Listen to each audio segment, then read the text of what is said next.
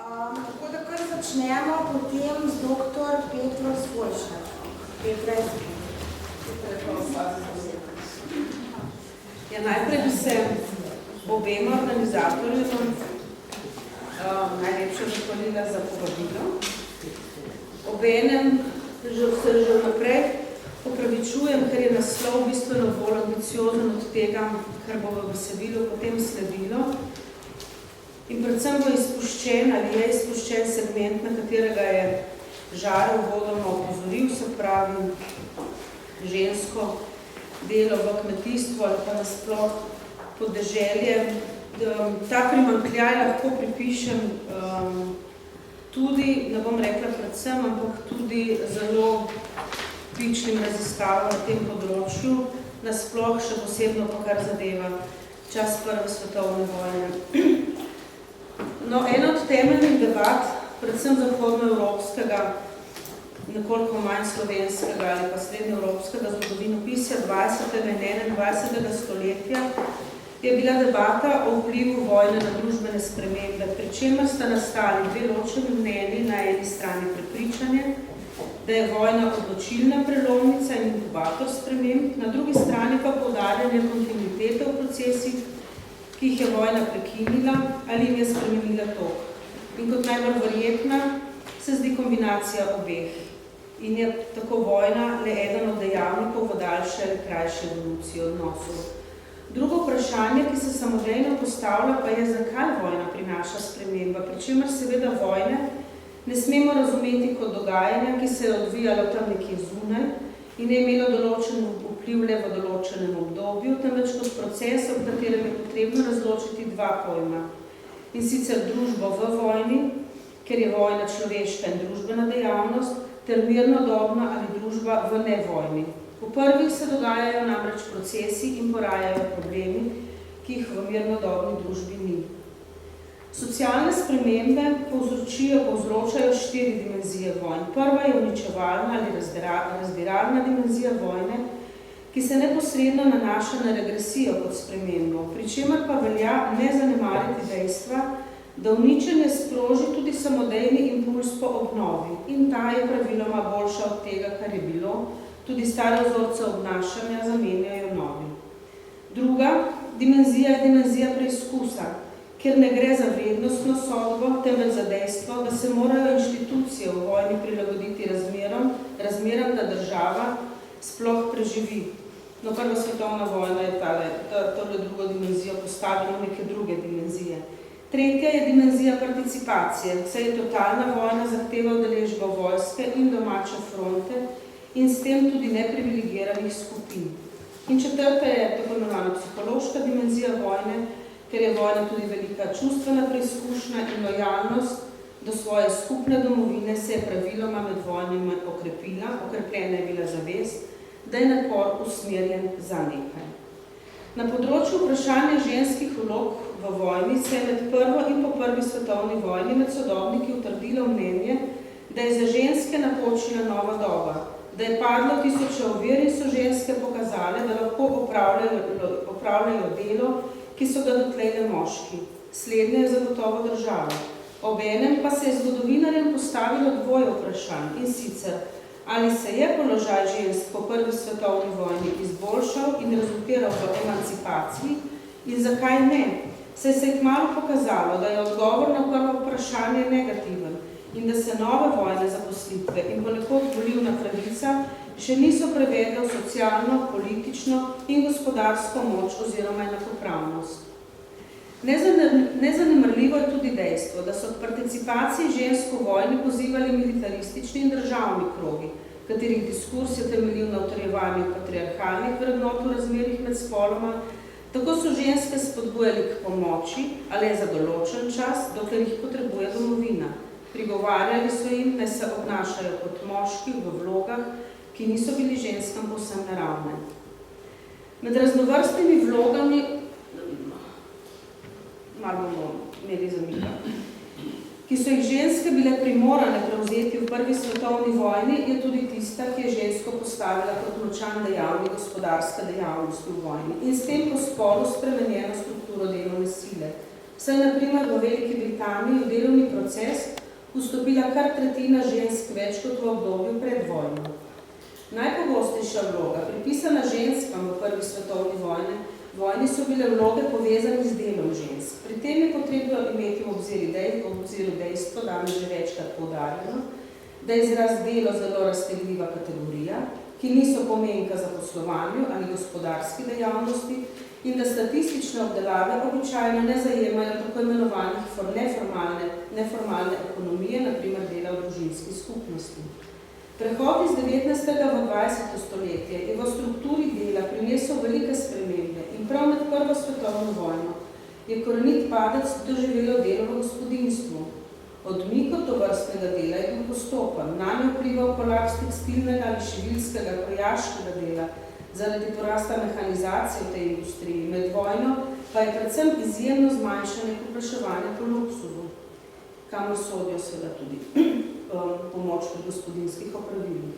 Zmanjšalo se je plačano delo žensk v kmetijstvu, za zahodno Evropo pa tudi velja, da so ženske nadaljevale delo v družinskih podjetjih in trgovinah, a je nastanek velikih skladišč oziroma veleblagovnic povzročal postopen upad manjših trgovin. Dediščina prve svetovne vojne je bila vzpostavitev novih delovnih praks, novih delitev dela, ker ženske niso bile usposobljene, so delovne procese razdelile na manjše enote, da so jih ženske lažje obvladovale in tako dobro ter učinkovito opravile svoje delo. To bi v mirnodobnem času naletelo na odpor in je bila uresničitev mogoča le v masovni proizvodnji.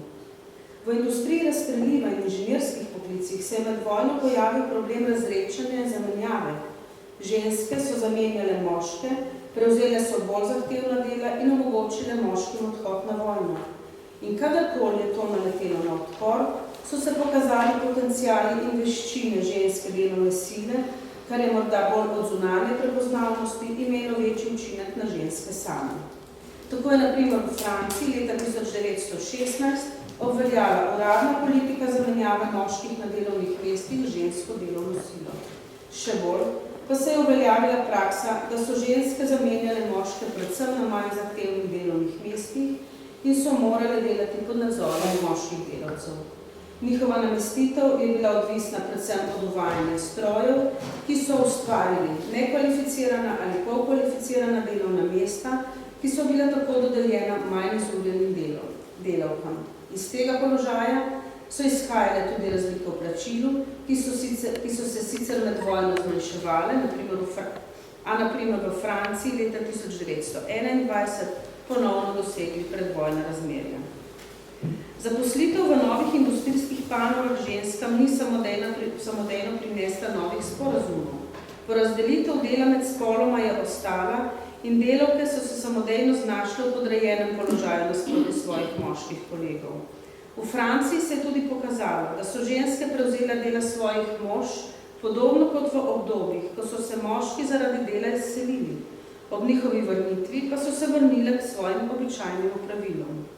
Večje spremembe v smislu dolgotrajnejših procesov je v razmerjih med spoloma po mnenju nekaterih poznavalcev povzročila tehnologija. Po doslej znanih ocenah je po vojni le tretjina žensk obdržala delovno mesto. Demobilizacija ženske delovne sile je oblikovala tudi pojmovanje, da je bilo žensko vojno delo le stvar preživetja družine in ne države. Toda to potrditev neposredno spodbija prepričanje na primer avstrijskih vojaških oblasti leta 1918, ki so za kolaps vojne fronte krivile prav zlom notranje fronte, kar je bilo seveda zelo posplošeno prelaganje odgovornosti na notranjo fronto, ki se je dejansko lomila od leta 1916 dalje, ko je začel propadati preskrbovalni sistem v monarhiji in je z njegovim zlomom dokončno padla tudi notranja fronta in ob seštevku drugih razlogov nazadnje tudi monarhija. In morda je tudi skrajni čas, da svojo pozornost preusmerimo na prostor nekdanje Habsburške monarhije. Že konec julija 1914 je po delni mobilizaciji v monarhiji v Dunajskem tisku krožil poziv avstrijskim ženskam. To sicer ni ta poziv, ampak je ta poziva predvsem avstrijske otroke, ampak ima v bistvu nosi enako sporočilo in jih pozival k izpolnjevanju službe v vojnem času. Obenem jih je opozoril, da morajo ženske zatreti med sebojne razlike in delovati solidarno. Glavno geslo je torej bilo, da bodo ženska enotnost, ženska energija in žensko delo, vedno s pridevnikom žensko, ključni za preživetje Avstrije. Geslo, ki je vsebovalo dolžnost, službo, žrtvovanje in notranjo povezanost, je predstavljalo korenito spremembo v medženskih odnosih in odnosu žensk do države. Vse razlike, socialne, etnične, verske, pa ne bi izginile v služnosti avstrijske ženske. Po zadnjem avstrijskem državnem ljudskem štetju je v monarhiji živelo približno polovica ženskega prebivalstva. In v avstrijskem delu monarhije je bila približno polovica zaposlenih v kmetijskih in gozdnih dejavnostih prav žensk. Medtem, ko jih je bilo, upam, da bo zdaj to so ta najbolj pogosta podoba, a ne žensk, delali, medtem, ko jih je bilo v industriji zaposlenih kar 55%.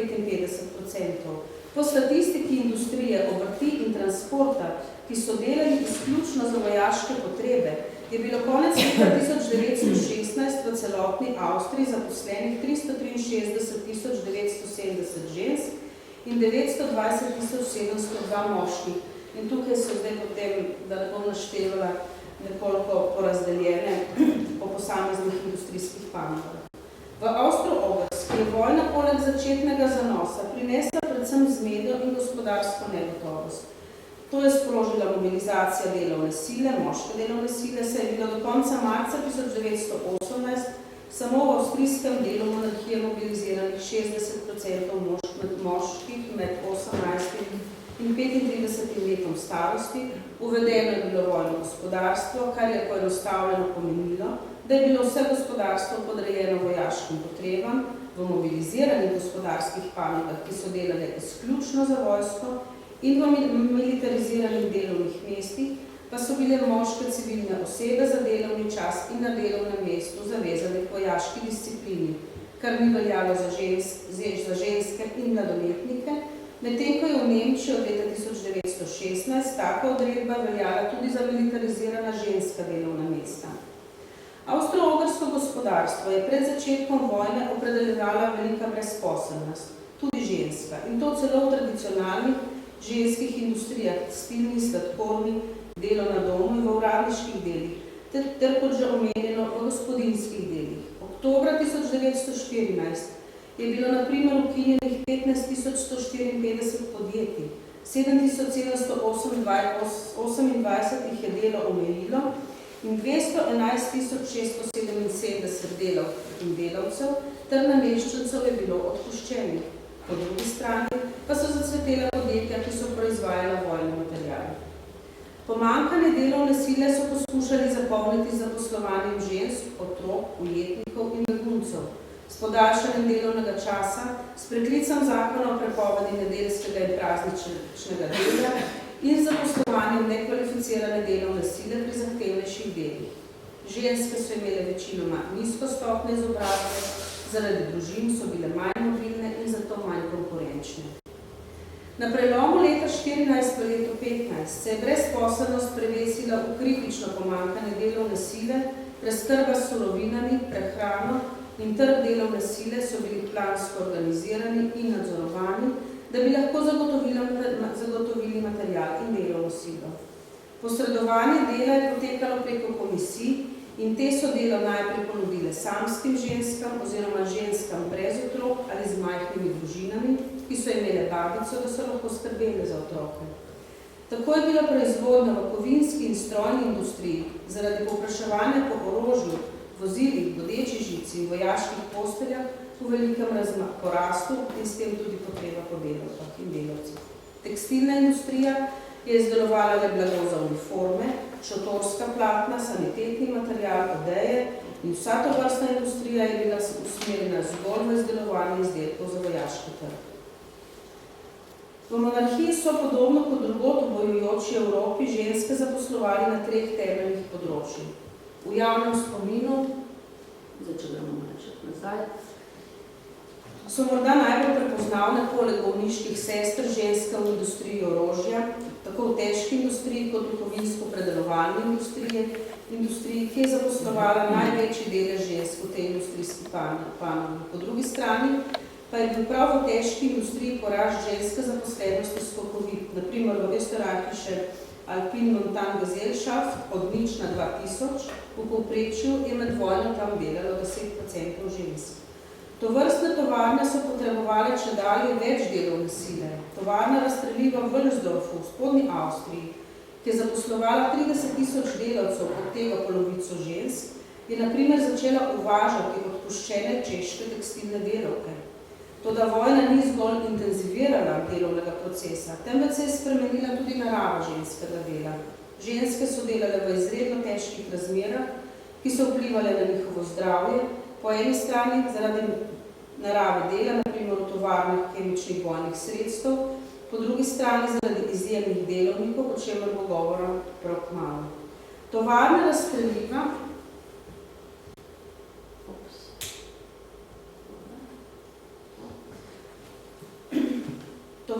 razstreliva so predstavljale konstantno nevarnost, dobesedno sod smodnika, ki je lahko počel v vsakem trenutku, in tukaj je nekaj delovnih najbolj nebopijočih delovnih nesreč, ne samo v monarhiji, temveč po celotni Evropi. Zato, da bi dosegli zahtevane količine proizvedenega materiala, so namreč opuščali varnostne ukrepe, ki so poleg neizkušenosti botrovali izjemno hudim nesrečam. Delovni čas se je med vojno izjemno raztegnil. Zakonsko je bila najvišja dovoljena višina delovnega časa 11 ur. Prepoved nočnega dela za ženske zaradi velikih potreb ni več obstajala in delovnik je bil reorganiziran na način, da je delo potekalo od ponedeljka do petka od 6. do 18. ure, ob sobotah od 6. do 24. Nedelje so bile do 18. ure proste, tedaj pa se je začelo nočno delo. Kvalificirane delavke in delavci so bili pogosto razporejeni v več izmenah, kar je pogosto pomenilo kontinuiran 36-urni delovnik, kar je na koncu rezultiralo v zakonski potrditvi 15-urnega delovnika za čas trajanja vojne. Pri tako imenovanem ženskem delu ne gre spregledati tudi tradicionalnega ženskega dela v gospodinstvu, ki se je sešteval z delovnikom v tovarni. Po nekaterih izračunih naj bi potekal povprečen dan v industriji zaposlene delavke v nemško govorečih deželah Avstro-Ogrske monarhije od 4. ure zjutraj do 22. ali 23. ure zvečer. Ženski zaslužek za enako moško delo je bil z naskokom nižji. V avstrijskem delu monarhije je znašal nekaj več kot polovico moškega zaslužka, v kemični industriji je bil 30% nižji. V redkih primerih je prišlo skoraj do izenačenja moškega in ženskega plačila, a kot je bilo ugotovljeno, je konec vojne ponovno vzpostavil veliko razpoko med zaslužki obeh spolov. Po slabšanju življenjskih okoliščin je poleg slabših plačnih pogojev žensk veliko prispevala seveda draginja. Izračun je za Avstrijo pokazal, da je 5-članska delavska družina julija 1914 za preživetje potrebovala nekaj manj kot 39 kron na teden. Leto kasneje je za enake potrebe potrebovala 61 kron in vsako leto se je stanje zgolj slabšalo. Dejstvo je, da plače niso dohitevale ali se usklajevale z draginjo. Drugo področje ženskega zaposlovanja so predstavljale tradicionalne industrijske panoge. Tekstilna industrija, kot smo že rekli, od začetka vojne skoraj izključno proizvajala uniforme in drug vojaški material, toda kmalu je bilo občutiti pomanjkanje surovin, saj so bile večinoma uvožene, volna, bombaž, juta. Zato se je tekstilna industrija in Avstro-Ogrska je bila takrat pod gospodarsko blokado, zato se je tekstilna industrija usmerila tudi na proizvodnjo nadomestnih materialov, celo iz kopriv. V avstrijski civilni tekstilni industriji je prišlo do drastičnih omejitev, saj je bila prepovedana proizvodnja tako imenovanega luksuznega blaga, prti, perilo, odeje, ki niso bile za vojsko. Ukrep je prizadel več kot 300.000 delavk in delavcev, od tega je bilo 70% žensk. Med tradicionalno žensko zaposlitev je sodilo delo na domu. Čeprav je omejenost definicije ženskega dela na zaposlitev v industriji ter izven domačega hišnega okolja iz kategorije za vojno zaposlenih žensk samodejno izključila dela, ki so jih ženske opravljale na domu, šivanje, pletenje. V začetku 20. stoletja je bil dom definiran kot ženski, delovno mesto pa kot moški idiom in delo kot moška definicija ter povezano s plačanim delom. To je podredilo žensko delo in identificiralo ženske kot nedelavke in ženske dejavnosti vključno s tistimi doma kot nedelo. Torej so bile to ženske, ki so delale in nedelavke. Prva svetovna vojna je zagotovo pomenila prelomnico med delom na domu in v domačih delavnicah ter industrijsko dejavnostjo. Se je prinesla veliko povečanje dela na domu. Nemška vojska je celo uvedla minimalno plačo za šivanje po naročilu doma. Delo na domu pa je po drugi strani tudi soznačnica za slabo plačano delo z neomejenimi urniki, v majhnih, zatoklih in slabo osvetljenih prostorih. Kljub vsem tem pomatljivostim pa je bilo delo na domu za ženske zelo pomembno, saj jim je omogočilo preživetje. Med tradicionalnimi ženskimi zaposlitvami so bile tudi gospodinjske pomočnice, ki pa so se, kot rečeno, med vojno spopadale z veliko brezposelnostjo. In še tretja skupina vojnega dela, kamor so sodili tako imenovani že izpostavljeni ženski poklici, se je s potekom vojne pokazalo, da malo da ni moškega poklica, ki so ženske ne zamenjale. Izjemna so bila rudarska dela, ki so ostala izključna domena moških. Ženske so nakladale tovor na ladje. Postale so prevoznice premoga, prežigalke uličnih svetilk, zapisničarke. Ženske so nadalje zaposlovali v kovinski, grafični industriji ter različnih obrteh. Zelo pogosta in sčasoma vsakdanja je postala podoba sprevodnic in voznik tramvajev. V Ljubljani so se pojavile železniške sprevodnice v Hlačah leta 1918, saj se morala delovnemu mestu prirediti tudi dotlej manj praktična obleka. Hlače pa so bile dovoljene samo v jahalnem športu. V druge polovici vojne so tako ženske v avstrijski polovici monarhije v industriji zasedale že 40% delovnih mest, njihovo število pa je strmo naraščalo tudi v drugih službah. Z nadaljevanjem vojne so morali zaradi pomanjkanja delovne sile ženske zaposlovati tudi v državnih službah, ki so zahtevale višjo tehnično usposobljenost osebja. To se je zgodilo celo na pošti, kjer so ženske povsem izpodrinile moške. V avstrijskem delu monarhije je bilo leta 1917 razmerje med ženskami in moškimi kar 15:7 iz 9:7 v leta 1915. Kar so po vojni želeli spremeniti oziroma povrniti v predvojno stanje, na primer v Mariborski poštni podružnici, kjer so februarja 1923 zahtevali, da naj se pri zaposlovanju v prvi vrsti upošteva moške prosilce. Na Slovenskem sicer nimamo veliko raziskav ali pa sploh, ali pa jih nisem našla, o zaposlovanju žensk v industriji med samo vojno, kakor tudi nesplošno delo v slovenskem gospodarstvu med Prvo svetovno vojno. Kar zadeva zaposlovanje, razglasi ljubljanskih mestnih oblasti o zaposlovanju brezposelnih delavk in delavcev zagotovo pričajo o tem, da je bila delovna sila potrebna in zaželena. Glede na strukturo slovenske predvojne industrije, ki je zaposlovala okoli 80% celotnega delavstva, moramo sklepati na manjšo zaposlenost žensk na slovenskem v industriji, razen seveda v tako imenovanih ženskih panogah, tekstilna, tobačna. Žal pa raziskave o delovanju posameznih tovarn med vojno čakajo še na primerno priložnost. Omeniti pa velja, da je tovarna usnja Karla Polaka v Ljubljani kot dobavitelj vojske med vojno izjemno uspešno poslovala. Konec vojne je sicer pomenil v zaposlovanju žensk ponovno spremembo. Saj je preobrazbe industrije v mirnodobno, vrnitev moških zahtevala tudi spremembo v zaposlovalni strukturi. Prve so neposredno po koncu vojne dobile odpoved ravno ženske. Tudi v javni podobi je bilo med vojno žensko delo podobljeno predvsem pod nadomestek moškega, z nujnim in nepogrešljivim pridevnikom žensko, ki je poleg plačevalnega vseboval tudi časovno omejitev.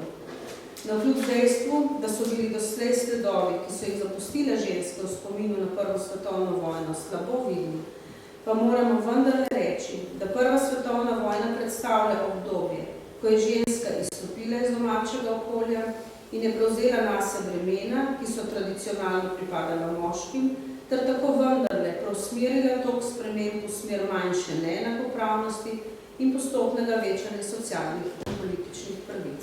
Hvala za pozornost.